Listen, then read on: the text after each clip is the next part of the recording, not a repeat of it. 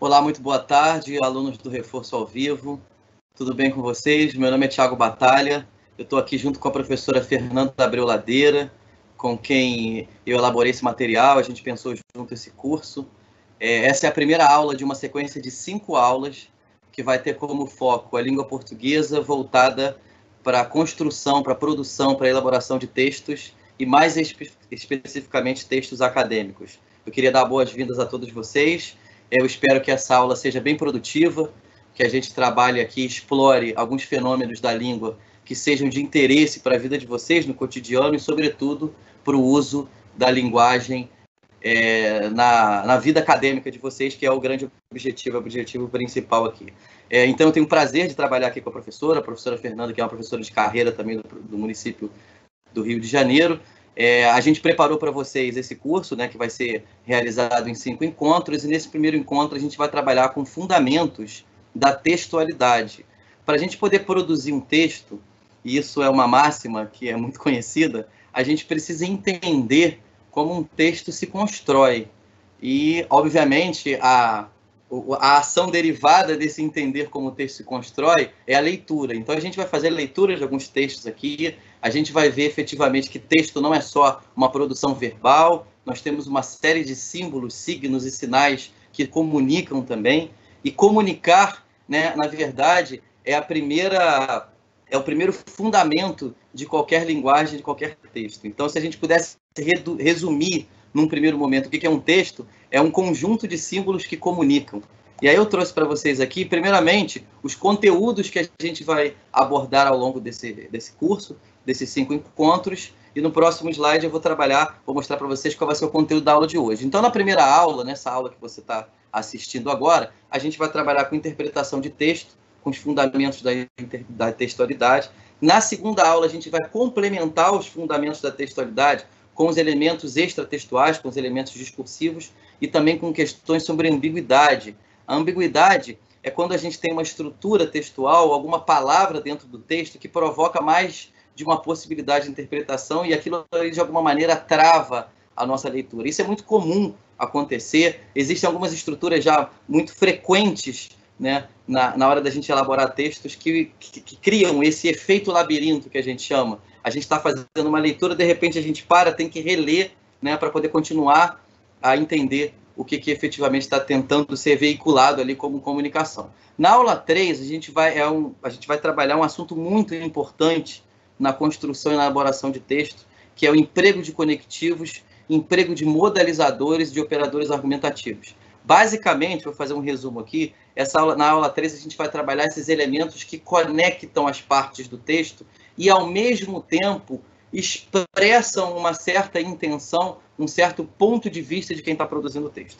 Na aula 4, a gente vai olhar para o texto não muito como produção, mas como leitura, entendendo o que são os gêneros textuais e, sobretudo, fundamentalmente, os gêneros textuais acadêmicos. Vai ver alguns deles, alguns exemplos, algumas características principais e finalidades que constituem esses gêneros e marcam a diferença de um para o outro, que eu acho que é efetivamente os tipos de textos que vocês vão trabalhar ao longo da formação acadêmica de vocês e que mais importa aqui como objetivo dessa aula. E no final, na aula 5, a gente vai trabalhar algumas estratégias básicas de argumentação, porque a gente entende, né, na hora de elaborar essa programação do curso, a gente entendeu que os textos acadêmicos em geral, independentemente do gênero discursivo dele, eles são essencialmente, assim como quase todos os textos da nossa comunicação, eles são essencialmente argumentativos. Então, dominar as ferramentas da argumentação é muito importante para a gente não só compreender melhor um texto, entender o que o autor está querendo dizer, qual é o caminho que ele está traçando ali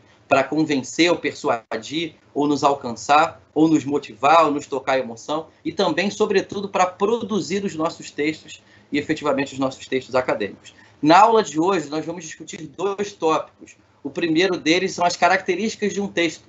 O que efetivamente faz de um texto ser um texto? É só um amaranhado de frases? É uma sequência de palavras? O que na verdade, faz com que a gente identifique um texto como sendo isso que a gente chama de texto? Seja ele um texto bem escrito ou não escrito, existem características desse conjunto de informações que a gente chama de texto, que são comuns a qualquer tipo de estrutura simbólica. seja ela um texto escrito, verbal, seja ele uma charge, um desenho, uma imagem, um gesto. Existem algumas características muito pontuais e, obviamente, a gente vai voltar todo esse conhecimento para o texto escrito e, em algum momento, para o texto escrito acadêmico. O segundo ponto que a gente vai discutir aqui são os fatores linguísticos da textualidade. E aí a gente vai tocar em dois elementos muito fundamentais quando a gente está discutindo teoria de texto, que é a coesão e a coerência. Eu não vou, nessa aula, me debruçar sobre a coesão com detalhes, mas eu vou levar a nossa aula a especificar um pouco mais o âmbito da coerência do texto. A coesão, ela trata da organização formal do texto. Por que eu não vou trabalhar com coesão nessa aula? Porque quando a gente for discutir na aula 3 os mecanismos de articulação das partes do texto, estudando emprego de conectivo, emprego de modalizadores, de operadores argumentativos, aí sim a gente vai poder adentrar, aprofundar um pouco mais nesse tópico chamado coesão textual. Então, basicamente, a nossa aula vai ser o que é um texto, né, o que faz de um conjunto de ideias um texto, e vamos discutir em detalhes o que a gente chama de coerência textual, que é fundamental para a gente. Então, a nossa aula começa com uma pergunta, e as perguntas são fundamentais para a ciência. E vocês, como alunos, né, de uma universidade, precisam, né, entender, eu acho que já entendem de alguma maneira, que as perguntas são o grande farol do caminho do conhecimento. E a pergunta que eu faço a vocês é o que é um texto? Né? Quais são as características fundamentais de um texto? A gente tem diversos tipos de texto. Por exemplo, a gente tem um texto da Bíblia, um recado pode ser chamado de um texto, uma bula de remédio é um texto, cada um deles tem sua característica, sua forma mais ou menos prototípica, as suas intenções, o seu vocabulário, no seu contexto de produção. A gente vai ver isso na aula 4 de gêneros textuais, mas eu estou exemplificando aqui inicialmente quais são os âmbitos diferentes e as formas diferentes com que esse objeto chamado texto se apresenta para a gente. Uma comunicação de Facebook é um texto, uma notícia do jornal, um editorial de jornal, uma manchete de jornal também pode ser chamada de texto. Um livro, um romance é um texto. Uma comunicação de WhatsApp é um texto. Uma petição inicial é um texto. Um outdoor é um texto. Uma poesia é um texto. Um gesto, por exemplo, esse gesto do V, né, que pode ser o V da vitória, o V de alguma coisa do tipo good vibes, alguma coisa que seja positiva. Você vê que essa imagem aí, as cores são cores leves, a pessoa está rindo, tudo se complementa, não só os símbolos e os signos, os sinais gestuais, mas também as cores, o próprio formato, a pessoa centralizada na foto. Essas são informações que vão fazendo a gente construir esse dado final que a gente chama de texto. Essa cara feia, por exemplo, dessa menina, né, também é uma mensagem, também pode ser configurado como texto, esse gesto que ela faz assim, tem uma comunicação, tem uma comunicabilidade por trás ali. Uma pessoa vestida, uma vestimenta, uma forma de se vestir. Eu estava mais cedo conversando com a professora Fernanda e ela me atentou para uma coisa que é muito atual, que é muito sincrônica desse momento da nossa vida, que é o uso de máscaras, essas máscaras que a gente se usa para, né, se proteger da contaminação do vírus, da Covid. Então, a forma que a pessoa usa a máscara, o tipo de máscara, a cor da máscara, usar ou não usar a máscara, tudo isso são informações. No final das contas, tudo isso são o que a gente chama de semiose, sinais, símbolos que comunicam. Né? Então, quando a gente começa a discutir texto, a gente não discute só aquele texto tradicional que a gente conhece, que tem introdução, desenvolvimento, conclusão, início, meio, fim, que tem os elementos de conexão. A gente está discutindo sinais de significado, pistas de significado, sejam elas escritas, sejam elas visuais. E isso a gente vai trabalhar, eu acho que de uma maneira bem conectada aqui na nossa aula. Por exemplo, essa foto pode dizer muitas coisas diferentes. As cores do cabelo, a forma do cabelo, a risada entre eles. Eu costumo trabalhar muito essa imagem na sala de aula. E a primeira impressão que as pessoas têm dessa interpretação, pasmem vocês, é uma impressão ruim. Eu trabalho há 10 anos com essa imagem em sala de aula. E o que a gente traz de background, de conhecimento? Em geral, a gente olha para essas pessoas, né, meio roqueiro, meio doido, assim, e já vem com toda uma interpretação para esse tipo de texto. Mas se você olhar para os sinais que tem aqui, os sinais são muito mais positivos do que negativos. São pessoas que estão se abraçando ao ar livre, tem a natureza, eles estão sorrindo. Então, assim, esse dado é muito importante, não só o que está representado ali, nesse que a gente chama de texto, mas também as informações que a gente já traz. E muitas vezes a gente traz informações preconceituosas, que a gente viu ao longo da vida, a gente já traz na memória do conhecimento de mundo uma série de dados para fazer essa interpretação. E isso tem a ver com o conceito que a gente tem de texto. Porque há alguns anos atrás, talvez 20, 30 anos atrás, antes do desenvolvimento de uma pesquisa mais aprofundada sobre linguística textual, sobre o texto, sobre o discurso, a gente achava que, assim, a pessoa iluminadamente escrevia um texto como se fosse tipo uma psicografia de tipo Xavier, ela escrevia ali, deixava todas as pistas ali de sinal, e nossa tarefa seria simplesmente decodificar aqueles dados ali, né? Reescrever aqueles códigos que estão ali, que são as letras, as frases, o sentido. Hoje a gente sabe que a construção e o entendimento, a compreensão, a interpretação de um texto é uma co-construção. É uma construção que começa de um lado, começa no autor, e chega em um outro ponto, que é o leitor, que também, junto com todo o seu conhecimento de vida, conhecimento de linguagem, compartilhamento de conhecimento de mundo, tem a possibilidade de fazer essa comunicação com o autor e construir, depreender os possíveis sentidos que estão ali no texto.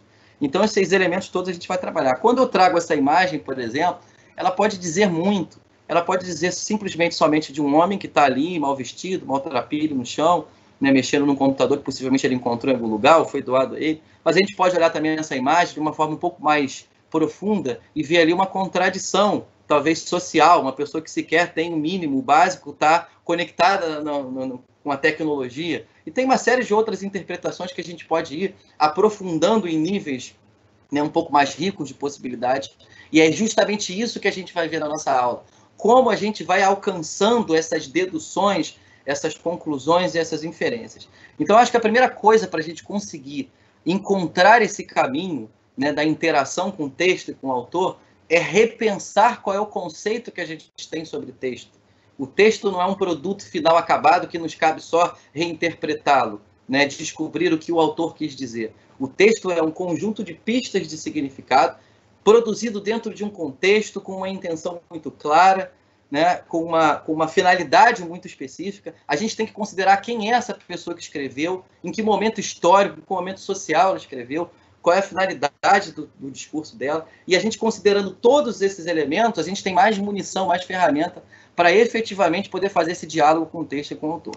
Tá? Então, a primeira coisa que a gente vai estudar agora, a partir dessa apresentação de imagens e de possibilidades do que seria um texto, né, de exemplos, exemplificação dessa riqueza de possibilidades do que é um texto, são as características do que efetivamente se constitui um texto. Um texto, então, ele é um produto? Sim, ele é um produto que chega para a gente. E aí eu estou pensando mais propriamente agora num texto escrito. Vamos pensar num texto escrito, num texto acadêmico, num artigo científico que chega na sua mão no primeiro período da faculdade. Ele é um produto? Ele é um produto, mas ele é um processo também. O texto é um processo de construção de sentido.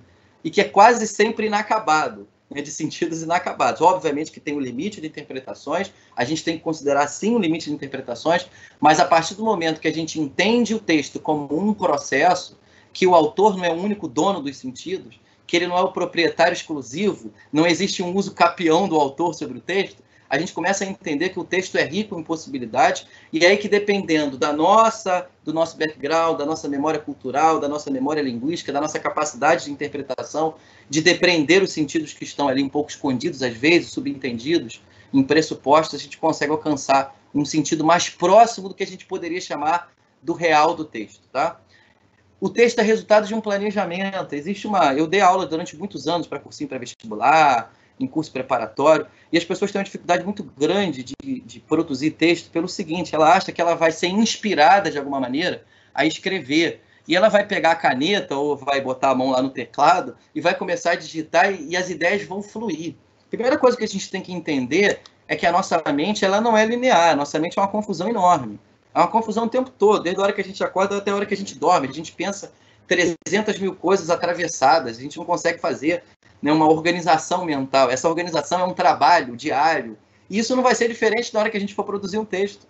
A produção do texto é um planejamento em que, ao mesmo tempo, pode acontecer de não ocorrer nenhuma ideia bacana para você colocar no papel, pode acontecer o contrário, vir uma enxurrada, uma chuva, uma tempestade de ideias, e você precisa planejar, selecionar, organizar. E isso a gente vê com uma clareza muito grande quando a gente domina ferramentas de leitura e escrita em textos bem escritos, em bons textos. E por isso que é muito importante que um bom escritor tenha também uma leitura mais refinada, uma leitura mais crítica, uma leitura mais aprofundada. Então, o texto é resultado, sim, de um planejamento. Eu faço pesquisa na área de psicolinguística. Então, eu tenho lido muitos textos e os textos têm me dito o seguinte: quem mais refaz e reescreve os textos são os leitores mais proficientes. Tem uma pesquisa que pegou 50 leitores em vários níveis diferentes. Aqueles leitores que menos têm ferramenta, aqueles escritores, melhor, que menos têm ferramentas, que menos escrevem, que menos leem, são os que acabam primeiro os textos, porque eles não fazem revisão, eles não fazem retomada, eles não fazem replanejamento, remanejamento de estrutura de texto. Ou seja, o texto deles acaba primeiro, eles terminam mais rápido, mas é um texto muito mais superficial, muito mais pueril, muito menos profundo. Os proficientes na escrita são aquelas pessoas que mais têm dificuldade de escrever.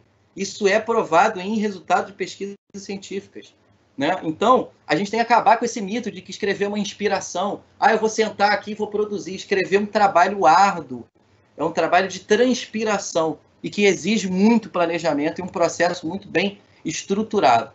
O texto também, uma característica fundamental do texto, é que ele é uma unidade articulada de enunciados. Aí, quando a gente trabalha com enunciado, a gente não está falando só de frase, né? Porque a gente, lá no nosso ensino médio, no nosso ensino fundamental, a gente aprendeu a língua a partir do conceito de frase, né? Frase é toda enunciação que começa com uma letra maiúscula e termina com um ponto de pausa grande, tipo um ponto de exclamação, ponto de interrogação. Só que frase é um conceito da estrutura sintática, enunciado é um conceito da estrutura discursiva. Quando eu falo em enunciado, eu não estou falando só do conteúdo e da organização daquelas palavras para construir um sentido. Eu estou falando de todos os elementos que estão por trás daquele conjunto de dados ali que a gente chama de enunciado. Então, um texto é uma unidade articulada. Quando eu falo articulada, não é só um somatório de enunciados.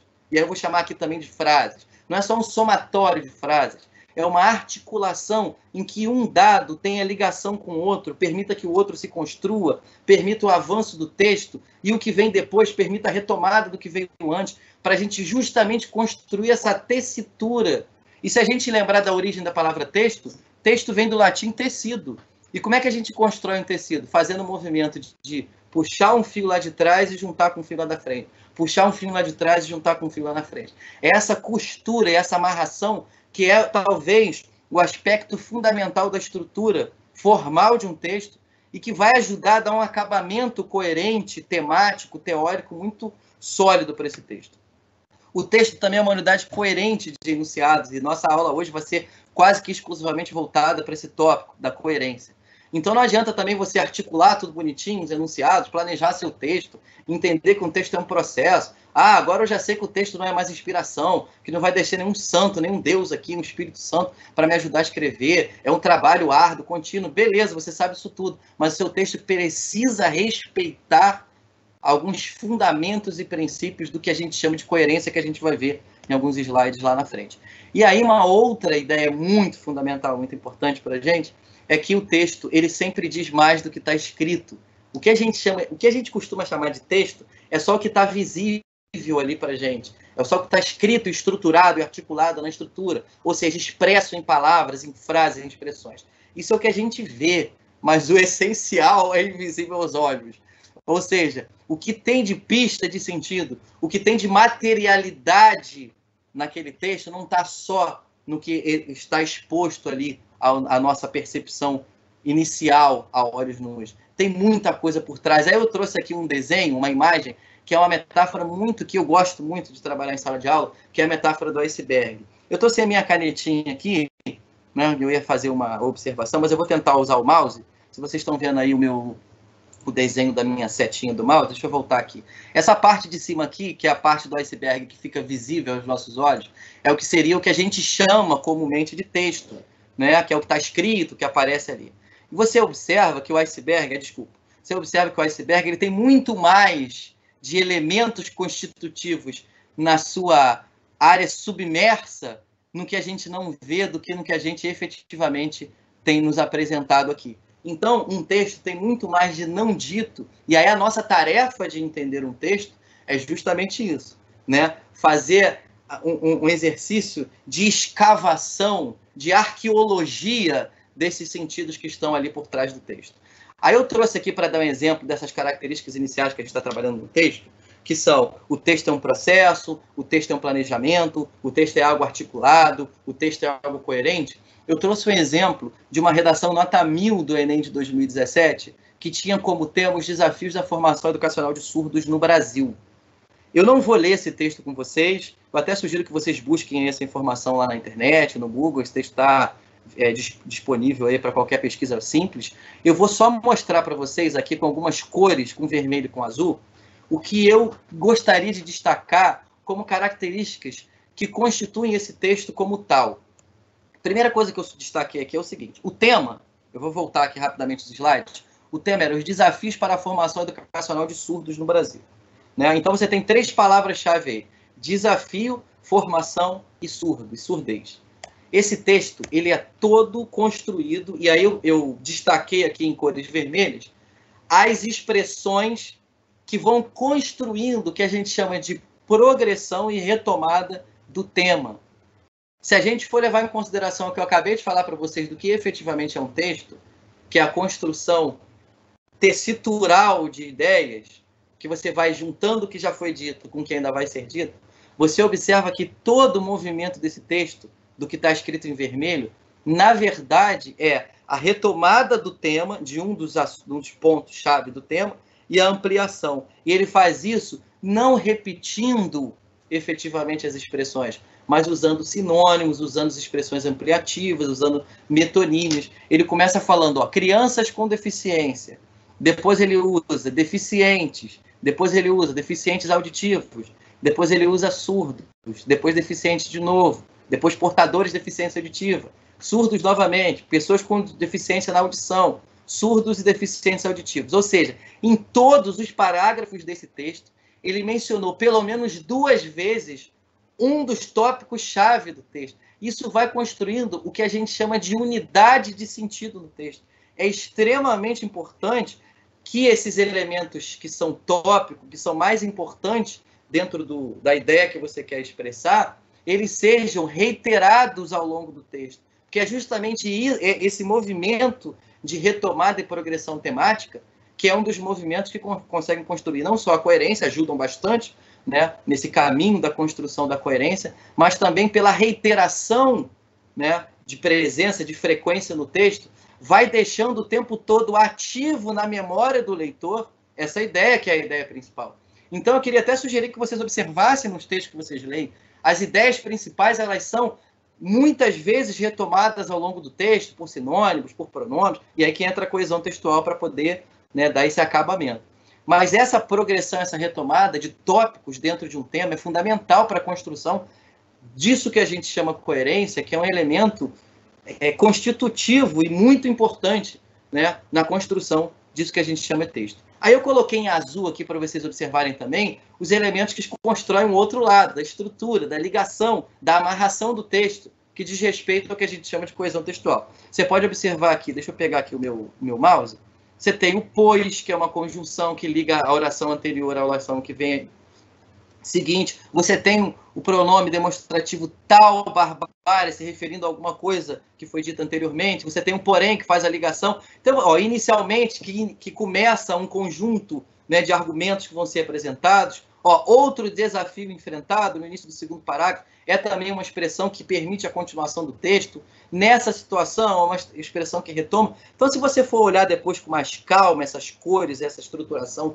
textual aqui, você vai observar que essas expressões em azul, elas fazem exatamente dentro da construção formal, da arquitetura formal do texto, elas vão construindo exatamente esse movimento de retomar ideias que já passaram, que são fundamentais, que são importantes, e ampliar, colocando esses elementos que nós chamamos conectivos, que a gente vai ver lá na frente na aula 3, tá? Agora, outros elementos da textualidade que são fundamentais, que a gente acabou de falar aqui. Um deles diz respeito ao conjunto que a gente chama de fatores linguísticos, que a gente acabou de rapidamente tocar, que foram a coesão e a coerência. E o outro que a gente vai começar a ver na próxima aula, na aula 2, na aula de amanhã, que são os fatores discursivos. Hoje, a gente já vai dar uma pincelada, uma iniciada nisso que a gente chama de fatores discursivos. Mas amanhã a gente vai estudá-los de uma forma mais sistemática, né, com nomezinhos, bonitinhos, estruturado, da maneira que tem que ser, né, com a nossa preocupação didático-pedagógica. Então, vamos lá. Nos fatores linguísticos, nós temos a coesão textual, que eu acabei de explicar para vocês, que se preocupa com essa organização formal do texto, com essa ligação do que veio antes com o que vem depois, com essa articulação das frases, dos parágrafos, das palavras, das orações. Essa é a coesão textual. Nós vamos estudar isso com mais atenção, de uma forma mais detida, quando formos lá na aula 3 falar de operadores argumentativos e emprego de conectivos e tal. E hoje a nossa aula vai ser voltada para esse aspecto que é um pouco mais subjetivo, que é um pouco mais abstrato, que ele foge um pouco da materialidade da língua, que é a coerência textual. E aí a coerência textual, e aí eu vou falar rapidamente aqui da coesão, a coerência textual, ela diz respeito muito ao nosso conhecimento de mundo e ao nosso conhecimento de língua, tá? Então vamos lá, a coesão, eu trouxe rapidamente aqui uma definição de um livro didático, né, voltado para o ensino médio, que é do Platão e Fiorin, que são dois autores muito conhecidos na área de língua portuguesa voltada para criança, para adolescente, que eles dizem o seguinte, que a coesão textual é a ligação, a relação, a conexão entre palavras e expressões ou frases do texto. É mais ou menos o que eu expliquei para vocês.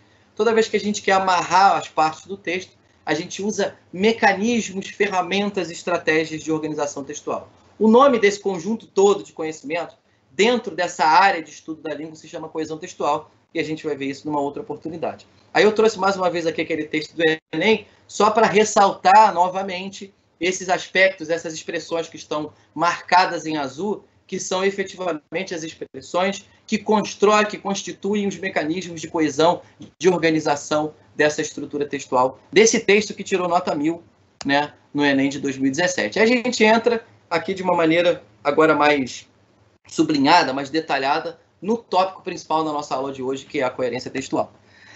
A coerência textual ela pode ser enxergada de dois lados, né, de dois pontos de vista. Ela pode ser enxergada do ponto de vista dos fatores internos ao texto, né, do que está escrito ali, do que eu escrevo, do que está efetivamente registrado na superfície, do qual é o tema que eu estou trabalhando, se eu tenho alguma contradição ou não, se eu efetivamente estou conseguindo fazer as progressões naturais, as progressões necessárias para que um texto continue fazendo o seu movimento de ir para frente. E tem um outro ponto de vista que diz respeito aos fatores externos, que aí a gente vai ao conhecimento de mundo da pessoa, ao conhecimento enciclopédico dela, ao conhecimento que ela tem, por exemplo, dos diferentes tipos de texto, aí ela vai ter que ter um pouco de maturidade, um pouco de experiência com leitura e tal. Então, aqui nesse primeiro ponto, que é do ponto de vista dos fatores internos ao texto, existem três fatores, três elementos fundamentais que a gente precisa entender. Teoricamente, a gente vai aplicar isso na análise dos textos que virão à frente. O primeiro é o seguinte: um texto é coerente quando ele mantém relação lógica entre as suas ideias. É o que a gente chama da não contradição, né? Às vezes a gente está conversando com alguém, e essa conversa com alguém é um texto, né? Um texto feito a muitas mãos, a muitas bocas, né? Às vezes a gente está conversando com alguém e você percebe que a pessoa cometeu algum tipo de contradição, incoerência, aí você fala, não, você está sendo contraditório com o que você falou semana passada, por exemplo. Você faz uma intertextualidade com o que a pessoa já disse há um tempão atrás. Então, essa não contradição é uma característica positiva dos textos, que a gente considera, obviamente, coerente. Agora, a quebra da coerência ela pode servir uma série de outras finalidades, como, por exemplo, a crítica, a ironia. Isso a gente vai ver lá na frente, eu tenho um exemplo que eu trouxe para discutir aqui com vocês. Tá? Um texto é considerado coerente quando ele repete, mas também amplia ideias. Né? Ele vai fazer a retomada e vai fazer a ampliação.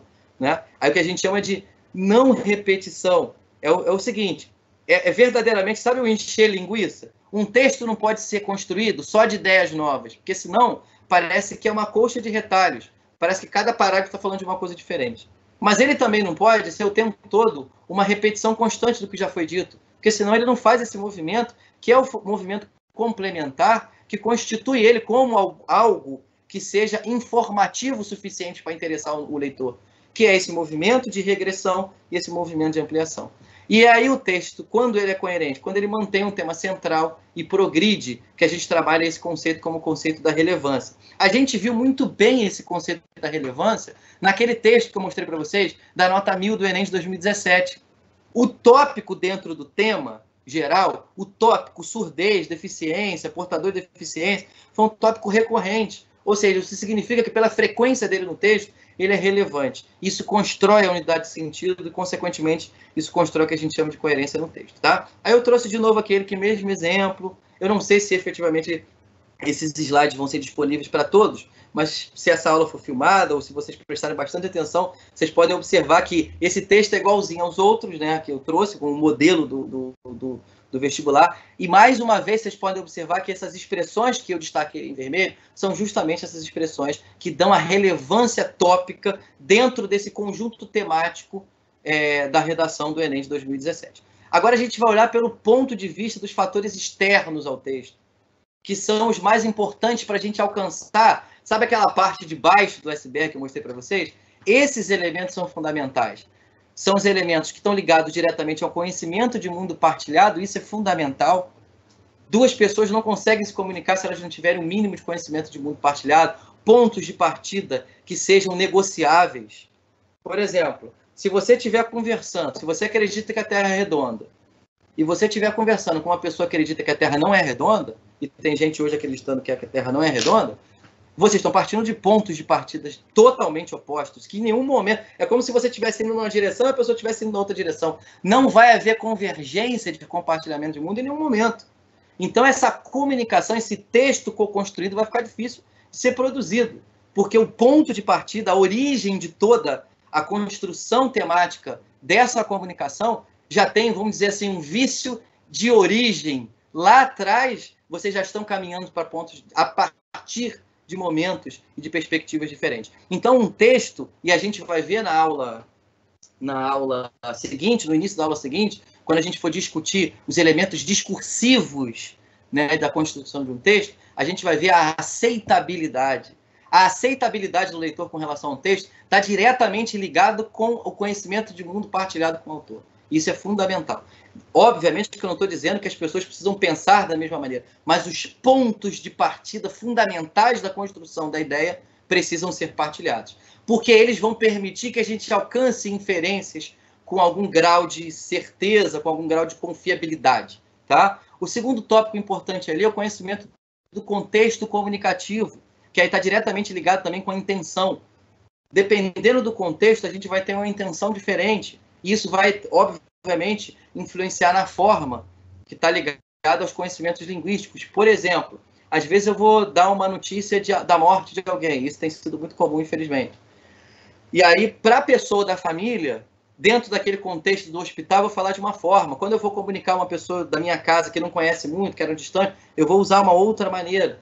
E a minha intenção vai ser diferente. A minha preocupação com as palavras vai ser diferente. Então, o conhecimento desses contextos, dos personagens que interagem nesse contexto, é fundamental para a gente construir um texto e para a gente entender o texto, compreender e interpretar o que está chegando para a gente como significado, como comunicação. Tá? E aí, a gente não pode fugir que tudo isso desemboca onde? Tudo isso tem como culminância o quê?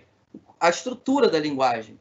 E aí, muitas vezes, a gente quer dizer uma coisa e diz outra, porque na hora da gente finalizar todo esse processo, quer registrar estruturalmente, quer colocar em expressões, quer codificar a nossa ideia, a gente não usa as melhores expressões. E aí, o domínio da linguagem, a riqueza do vocabulário, o conhecimento das possibilidades de estruturação de uma frase e dos efeitos de sentido que essas estruturas produzem é fundamental para você aproximar o que você quer dizer, o que está saindo da sua cabeça com o que você coloca no papel. Isso é fundamental, tá? E aí a gente entra numa outra dimensão, que é a quarta dimensão aí da coerência externa do texto, que é o conhecimento discursivo, porque o discurso está para além do texto. O discurso é o texto e mais todo o conjunto de elementos que circundam a produção daquele texto.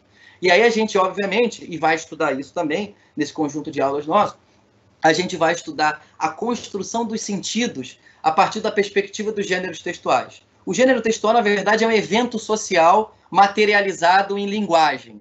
A gente toda hora faz coisas na vida, o tempo todo a gente faz coisas na vida. A gente se comunica com o padeiro, com o leiteiro, no supermercado, com o professor, com o chefe, com o namorado, com a namorada, com o filho, com o filho. O tempo todo a gente se comunica, a gente interage. Esses eventos diferentes de comunicação, eles são estruturados de maneira diferente. Eles são articulados, elaborados, pensados e materializados de maneira diferente. Esse estudo dessa forma desse objetivo, dessa constituição desses diferentes eventos sociais, se chama estudo de gêneros textuais e discursivos. A gente vai ver isso rapidamente lá na nossa aula 4, e a gente vai entender quais são as principais características desses gêneros voltados para o universo acadêmico. Então, um texto é coerente, deixa eu voltar aqui rapidamente, ele é coerente não só dentro da estrutura interna do texto, da sua materialidade física e dos temas que estão sendo tratados ali. Ele também tem uma dimensão fundamental de coerência com relação ao conhecimento de mundo, ao conhecimento que a gente tem da língua, ao conhecimento que a gente tem do contexto e desses elementos mais próprios do discurso, por exemplo, como os gêneros do texto. Eu trouxe aqui alguns exemplos para a gente visualizar, e eu vou pensar, obviamente, algumas interpretações que me surgiram, mas a gente sabe... Ai, desculpa. Me perdoem, saiu aqui o fone. Mas a gente sabe que o texto tem uma certa abertura para a possibilidade de interpretação. Hoje, inclusive, mais cedo eu estava conversando com a professora Fernanda, que compõe aqui comigo, né, todo esse projeto de trabalhar com vocês, sobre as possibilidades de interpretação de um dos textos que eu trouxe aqui para vocês, que é um quadrinho do Agar e da Elba. A gente vai chegar lá e eu vou trabalhar isso, vou mostrar para vocês quais são as múltiplas possibilidades que a gente tem, a riqueza que a linguagem traz. Então, tudo que eu falar daqui para frente, como a gente não tem a interação da sala de aula, eu estou numa unidireção com vocês, eu vou trazendo os textos e vou trabalhando com vocês as possibilidades de interpretação. Esse é um texto que mistura palavras e imagens, né? Ele é um texto meio que atemporal, porque ele foi produzido na década de 90 para o início dos anos 2000, mas ainda vale muito do que está acontecendo aí. A gente pode observar que tem um símbolo representativo ali, e aí começa a entrar o conhecimento de mundo, e começa também a entrar a nossa experiência do que a gente já viu de vida, de outras charges, de outros elementos ligados à política. Nós temos aí uma região, aí um país chamado Cuba, sendo todo, de alguma maneira, isolado pelos braços dessa figura, que pelas cores do chapéu, que pelo próprio chapéu e pela história que a gente conhece da relação política entre Cuba e os Estados Unidos, representam um Tio Sam. Se você for olhar para o restante das figuras, dos elementos que compõem esse texto, você vai observar que a unha dele é uma unha de alguém que esteja enraivecido, de uma fera, praticamente assim, dizendo... Você tem escrito no próprio braço dele, na roupa dele, o embargo, que é o embargo político, né, que os Estados Unidos fez a Cuba, e que não cabe discutir qual é o motivo, quais são os efeitos, a gente só vai interpretar o que está escrito ali. Você vê que os olhos dele são olhos também de alguém muito enfurecido, né? Não é uma coisa bonita, legalzinha, positiva, tem uma carga pesada, toda essa imagética que ocorre em torno dessa figura do Tio Sam. E do outro lado, atrás dele, tem um navio que fica muito pequeno diante do poder dessa imagem dos Estados Unidos, que é um navio que representa as Nações Unidas, dizendo abaixo o embargo e tal. Que é o papel que geralmente as Nações Unidas vêm tentar fazer, que é unir as nações. E nesse caso parece que não conseguiu. Não foi frutífera a tentativa. E você observa a diferença do tamanho das imagens. Isso é um dado fundamental na construção do sentido final desse texto. Os Estados Unidos são muito maiores do que Cuba, parece ter um poder muito maior, eles estão isolando, tem uma relação conflituosa pela própria imagem que se destaca na fisionomia dessa figura. E você vê que o navio das Nações Unidas é diminuto em termos de dimensão, de tamanho, com relação a essa projeção que se faz da imagem ali. Então, você vê que, em uma interpretação estritamente textual, mas considerando alguns elementos da política, as Nações Unidas não conseguiram e dificilmente, por essa imagem, conseguirão o seu objetivo, que é acabar efetivamente com o embargo. Então, são elementos que são fundamentais para você conseguir entender. Se você não sabe que a bandeira dos Estados Unidos é azul e vermelha, você nem consegue pensar esse texto. Se você não sabe que existe um país chamado Cuba, que é uma ilha que fica no território próximo ali aos Estados Unidos, que foi quintal durante muitos anos dos Estados Unidos, que se você não sabe que essa figura que está ali representa um símbolo, né, da imagem norte-americana, que é o Tio Sam, se você não sabe que esse navio é o navio das Nações Unidas, você não sabe, você não consegue nem fazer a leitura desse texto. Então, como está destacado aqui, na cabeça dessa imagem, o conhecimento de mundo é fundamental para a gente poder entender as comunicações que nos chegam. Aqui eu trouxe uma outra figura também, que é de 2011, que traz uma situação muito contextual, que é a situação lá daquele tsunami que houve no Japão e que afetou a usina nuclear e que invadiu, né, o território do Japão e trouxe uma série de prejuízos, as pessoas ficaram com medo, né, da radiação. E aí você vê que você tem uma charge dessa, que é extremamente contextual. Se você não lembra desse fato, você não consegue entender por que essa pessoa, né, tá ali com essa máscara no rosto, tentando se proteger. Você pode observar que a própria linguagem utilizada, que é o português, a língua utilizada, não, essa pessoa que está sentada ali não se trata de um japonês, a gente está do outro lado do mundo, então essa pessoa efetivamente não precisava se preocupar dessa forma. Isso pode mostrar, de alguma maneira, que nós estamos, de alguma forma, muito impactados com as notícias ruins, a ponto de chegar no nível de ficar com medo de uma radiação que está do outro lado do mundo. E o próprio arregalar dos olhos dessa pessoa. Vocês estão entendendo quantos sinais a gente consegue observar e construir, ou deduzir, ou depreender dessas pistas algum sentido possível? E como eu falei para vocês, o que eu estou falando aqui são possibilidades de sentido. Se eu sentar, por exemplo, com a professora Fernanda para conversar, ou com qualquer um de vocês para conversar, a gente vai ver outras tantas possibilidades de sentido aqui. Claro, existe uma limitação, a gente vai trabalhar em outros momentos aqui do nosso curso. Mas o que eu estou querendo dizer para vocês é que a gente precisa ter um pouco de conhecimento de mundo e um pouco de conhecimento de contexto, como, por exemplo, esse, para entender determinadas comunicações que chegam a gente, ok? Conhecimento linguístico também é fundamental. Por exemplo, eu fiz um joguinho aqui com as palavras, um jogo até um pouco infantil, para mostrar para a gente como um certo conhecimento da linguagem nos traz também alguma força interpretativa e algum alcance do que efetivamente nos chega. Você tem aí uma orquestra tocando, e aí eu coloquei assim, nossa ida ao concerto depende do concerto do meu carro. A palavra concerto aqui, que no caso é chamado de homônimo, que a gente chama de homônimo homófono, porque ele tem o mesmo som quando a gente fecha o olho para ouvir a palavra, mas na escrita ele é diferente, então ele é igual só no som, mas é diferente na escrita. Ele provoca uma certa confusão na gente, às vezes, na hora de usar, na hora de interpretar, e é preciso, eu só dei esse exemplo meio infantil, meio pueril, para vocês entenderem o quanto que é preciso também a gente dominar a semântica e a grafia, a relação exata entre a semântica e a grafia das palavras. É fundamental que a gente saiba isso, tá? Para a gente poder interpretar também, iniciar o processo de interpretação.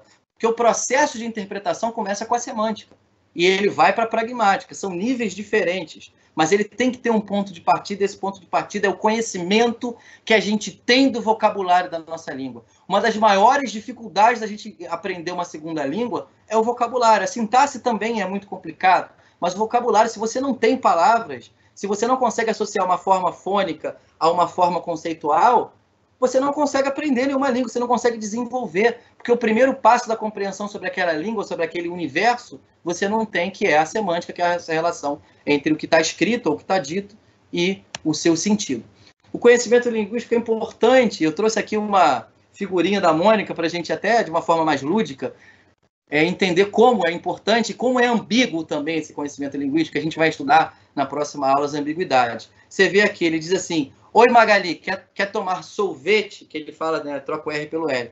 Ela falou, tomei. O tomar sorvete é uma expressão cristalizada. Tomar sorvete, tomar café. É como se já fosse gramaticalizado. Ela entendeu esse tomar como roubar, porque é possível, dentro das possibilidades semânticas, você construir esse sentido. Claro, não eram as pistas mais prováveis para aquele contexto, mas ela malandramente se aproveitou dessa possibilidade e tomou o sorvete do Cebolinha. Inclusive, a gente tendo esses conhecimentos, a gente pode, de certa forma, dirigir não só a nossa interpretação, mas também a nossa construção de sentido para onde a gente quiser. E a gente vai ver muito bem isso lá na frente, quando estiver discutindo a diferença entre os pressupostos e os subentendidos. E aí eu trouxe aqui uma imagem, não sei se vocês conseguem ver com alguma clareza, com alguma nitidez, o que está escrito, mas essa pessoa aqui é um Diego Maradona, que foi muito conhecido na década de 80 e 90 no futebol, 70, 80 e 90 sobretudo, no futebol. É uma pessoa que eu acho que quase todo mundo conhece, e ele tem uma história de quem conhece, uma história de vida de relação com as drogas. Ele também foi técnico da seleção argentina e tal. Se a gente não tem esse conhecimento sobre Maradona, o que está escrito ali para complementar, né, o desenho, a figura, a imagem, não faz sentido. Ele diz assim, ó, como técnico da seleção argentina, aspira uma carreira de sucesso. O que está em jogo ali? O que está em jogo aí é o conhecimento de mundo, é o conhecimento da história dessa figura, é a nossa memória sobre quem é essa pessoa, e também o conhecimento linguístico, a partir do momento que você trabalha com a ambiguidade de duas estruturas linguísticas claras aí, que é o verbo aspirar e a palavra carreira. O verbo aspirar, ele pode ter o significado de almejar, de desejar, de pretender, mas também de cheirar, de sorver, sentir o cheiro.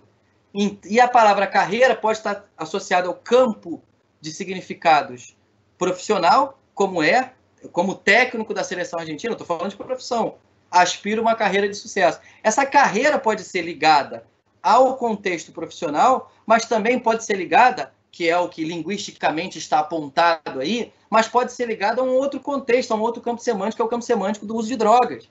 Então, essa brincadeira com as palavras justamente constrói a ironia, o lúdico que está em torno disso aí, até, de certa forma, uma certa crítica, né, dependendo do viés da elaboração, da construção e da interpretação desse texto. Então, isso fica muito provado, e por isso que o título dessa foto é Conhecimentos Diversos, que eu preciso do conhecimento de mundo, da história que eu tenho sobre aquele contexto, sobre aquelas pessoas, sobre os personagens.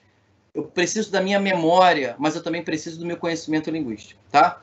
Isso aqui eu trouxe, que é uma piada muito da sem graça, que a gente insiste na nossa sociedade em fortalecer, em potencializar, mas que é exclusivamente do nosso ambiente cultural.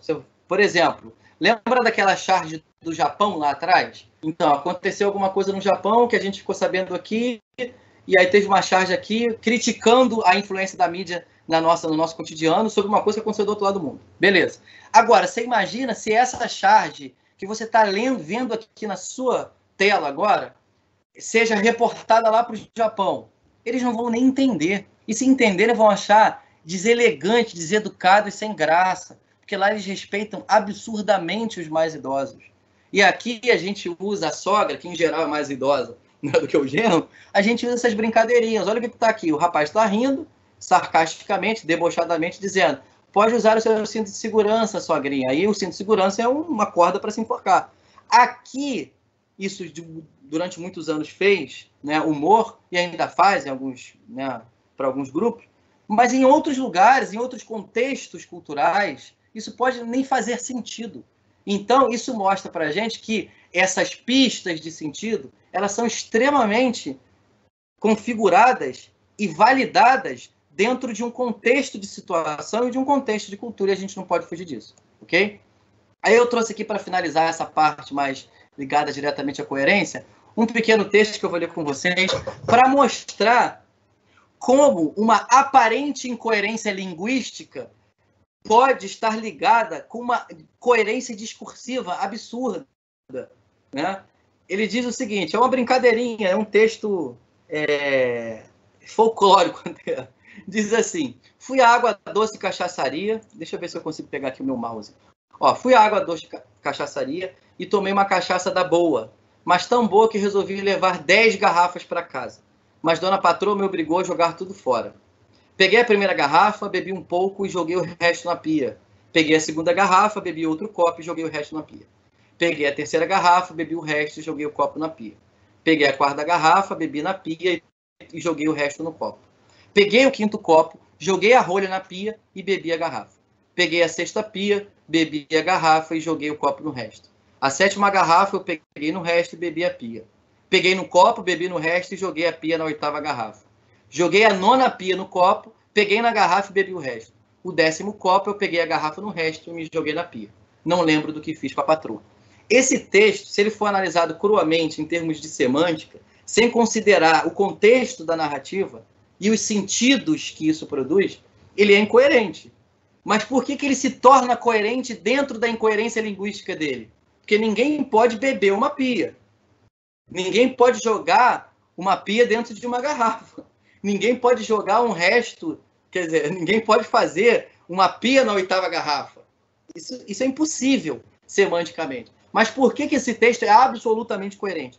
Porque dentro da narrativa contextual, se a gente for contextualizar essa narrativa, gradualmente ele foi ficando embriagado, e pelo nosso conhecimento de mundo, a gente sabe que a embriaguez, ela afeta o processamento cognitivo e o processamento linguístico, tanto que as pessoas gaguejam, ficam repetindo palavras, têm dificuldade de falar.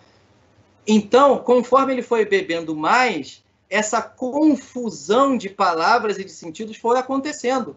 E é justamente isso que dá a coerência final para mostrar o quanto que ele ficou embriagado, né, ao final dessa história. Então, a incoerência semântica pode estar a serviço de uma coerência discursiva muito bem amarrada e muito bem articulada como essa. Okay? Eu trouxe aqui um pequeno texto que eu analisei como corretor de banca há uns 15 ou 20 anos atrás, eu não lembro exatamente, que fazia parte de um processo seletivo para um concurso, para um pré-vestibular comunitário do qual eu fiz parte durante muitos anos. E a gente fazia uma seleção dos alunos, né? E tinha muita procura, a gente tinha que filtrar de alguma maneira, porque a gente tinha poucas cadeiras para dar aula, tinha 50 só vagas. Então, o que a gente fazia? Fazia esse processo seletivo, uma das etapas era a redação. Nessa época, foi há 19 anos atrás, a gente pegou o bordão de campanha do candidato Lula, que era, não se deve dar o peixe, mas sim ensinar a pescar, alguma coisa nesse sentido. O tema era sobre isso. E aí a pessoa escreveu o seguinte: muitos são os problemas do nosso grande Brasil. Violência, corrupção, drogas, falta de fé, prostituição, bagunça e muitas outras coisas fazem do nosso Brasil um país de terceiro mundo. Mas a pior de todas é a fome. Muitos brasileiros ainda não têm o que comer todos os dias. Com as estradas brasileiras precárias, com muitos buracos e sem sinalização, os caminhões que trazem tomates, frutas, verduras, legumes, ficam balançando e amassando a comida toda lá dentro. Quando a comida chega aqui, já está tudo ruim, e aí a gente não quer comer e fica com fome. A fome nos leva a ficar com raiva e muitos não conseguem se controlar e saem por aí agredindo os outros e até mesmo usando drogas. Pois é, muitos são os problemas do Brasil. Não é difícil resolver, mas fácil também não é. Esse texto aqui, em termos de organização de ideias, ele está até bonitinho. Ele está bem pontuado, e eu não melhorei ele realmente foi bem pontuado. Ele está bem articulado em termos de forma. Ele não tem grandes problemas de estrutura linguística. O problema dele é de progressão temática, que levou a uma incoerência muito grande, e de associação de ideias de causa e consequência, que não podem se estabelecer de acordo com o que a gente conhece da realidade do mundo. A gente não pode fugir desse conhecimento mínimo comum da realidade do mundo. Essa pessoa está atribuindo um dos grandes problemas do Brasil à fome. Beleza, até aí tudo bem. Mas ela está dizendo que a gente tem fome porque os caminhões vão passando em buracos até a comida chegar na nossa casa, e aí ela chega ruim, aí a gente não quer comer, aí a gente fica com fome, sai agredindo as pessoas e usando droga. A associação que essa pessoa faz não é de forma alguma associação de causa e efeito, imediato, minimamente. A relação entre usar droga e violentar alguém não tem nada a ver com a comida. A relação de estar com fome não tem nada a ver com a comida ser sacudida nos caixotes do caminhão até chegar na nossa casa. Então ela fez relações absolutamente desconexas, construiu um texto bem amarradinho, coeso, mas absolutamente incoerente, porque ela sequer conseguiu não só não conectar, né, esses elementos que seriam a representação, né, do que acontece no mundo. Ela fugiu totalmente das relações imediatas de causa e efeito que acontece no mundo, como ela não construiu o que a gente viu naquele texto nota 1000 do Enem, que foi uma progressão e uma retomada de tópicos dentro do tema. Ela fugiu totalmente ao tema do texto. Faltam apenas 6 minutos para a gente encerrar essa nossa aula. Eu vou parar por aqui, porque a gente agora vai entrar em outros assuntos dentro da coerência. Eu vou passar o finalzinho, faltam alguns poucos slides, eu vou passar esse finalzinho para o início da aula seguinte, que é nosso próximo encontro é amanhã. Eu queria saber se alguém tem alguma pergunta a fazer, se teve alguma pergunta no chat. Faltam só 5 minutinhos para a gente encerrar essa aula. E eu já queria antecipar para vocês o que a gente efetivamente vai discutir amanhã. Amanhã a gente vai discutir um ponto muito fundamental, já vou até adiantar um pouco aqui, que é uma coisa chamada princípio de expectativa de sentido, que é fundamental para a gente não extrapolar os limites da interpretação de um texto. E aí eu vou contar rapidamente aqui para vocês, só para encerrar nossa aula, perdão novamente, só para encerrar nossa aula, eu vou contar uma experiência que eu vivi na sala de aula. Eu sou servidor público, eu trabalho numa escola de governo dentro do Ministério Público do Estado aqui do Rio de Janeiro, e também tenho uma matrícula no município de Nova Iguaçu. Eu trabalho na educação de jovens e adultos. E aí eu sempre trabalhei à noite, com público diversificado. E aí uma vez eu trouxe as figurinhas, uns quadrinhos da Turma da Mônica. E aí eram 3 quadrinhos, assim, só para vocês entenderem, para antecipar já na cabeça de vocês o tópico que vai iniciar a nossa aula de amanhã, que é princípio da expectativa de sentido. E como o conhecimento de mundo nos ajuda a interpretar textos. O quadrinho era assim, num primeiro quadrinho, você tinha uma cegonha altiva, com os braços erguidos, com o bico para cima, carregando o Cebolinha. No segundo quadrinho, você tinha... E ela estava acima das nuvens, né? No segundo quadrinho, você tinha uma cegonha com o bico para baixo, cansada, com semblante de cansada, com as asas para baixo, muito abaixo do nível da nuvem, carregando a Mônica. E a gente sabe que a Mônica é tida como uma personagem gordinha, blá, blá, blá, na história. E o terceiro quadrinho era um urubu carregando o Cascão. Eu projetei aquilo na imagem, no quadro, e pedi o pessoal para falar, para comentar sobre o que eles achavam, né? Por que estava carregando aqui e ali, por que estava sobre a nuvem, por que estava abaixo da nuvem e tal. E aí uma menina virou e disse que o Cascão estava sendo carregado pelo urubu, porque o Cascão é flamenguista. E aí você vê que ela perfeitamente usou o conhecimento de mundo que ela tinha sobre esse símbolo urubu, que não tem a ver com a história do Cascão, mas ela usou o que ela tinha de background, ela usou o que ela tinha de memória de mundo para fazer aquela interpretação.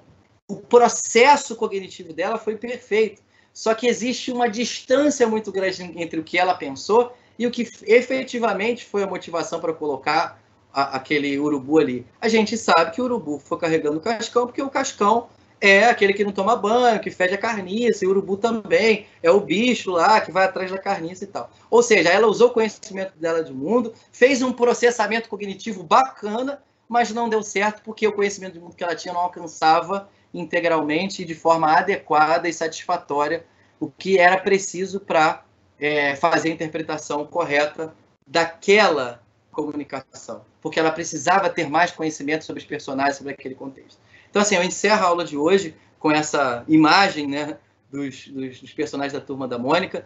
Espero que tenha sido produtivo para vocês, que eu tenha estimulado vocês a recuperar muita coisa que já está aí dentro intuitivamente na sua cabeça, de manuseio da linguagem, de conhecimento da estrutura da língua, de conhecimento de contexto de comunicação. Agora a gente está dando uma carinha mais bonitinha, os nomes, uma tecnicidade à coisa, mas eu espero ter provocado em vocês, sobretudo, uma coisa muito importante para um estudante universitário, que é a curiosidade e a pesquisa.